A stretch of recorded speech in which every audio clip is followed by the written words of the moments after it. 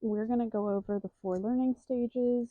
Understanding each one of these will help you know where your dog is at in training, and that's going to help you get a better product out of your training as well as train a little bit faster. So the first learning stage is the acquisition learning stage.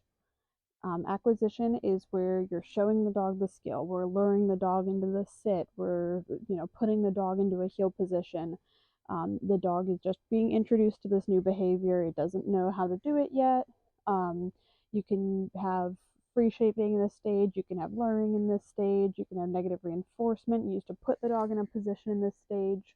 It's all about just beginning that new skill. Second learning stage is fluency, and this is where your dog is starting to automatically perform that skill. So maybe my dog starts to automatically sit when I stop walking without me asking, or maybe my dog sees me drop the leash down a little bit and goes into that down, anticipating the downward pressure to be applied on the leash. At the end of this stage is where we start to name the behavior, and that's where we can start having consequences like corrections to that behavior. The third learning stage is generalization. That's where the dog starts realizing, oh, I can sit in the living room and I can sit outside.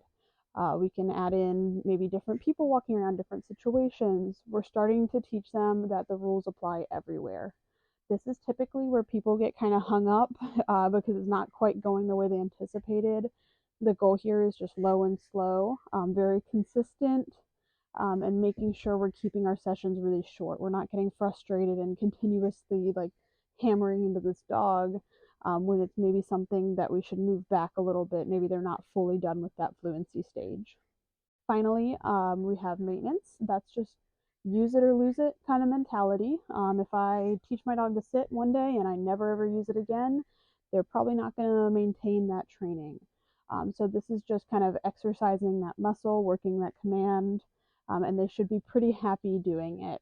We've made the command very rewarding, lots of positive reinforcement with our conditioned reinforcement marker. The dog should be pretty reliable at this stage, able to perform the skill in multiple locations with plenty of distractions.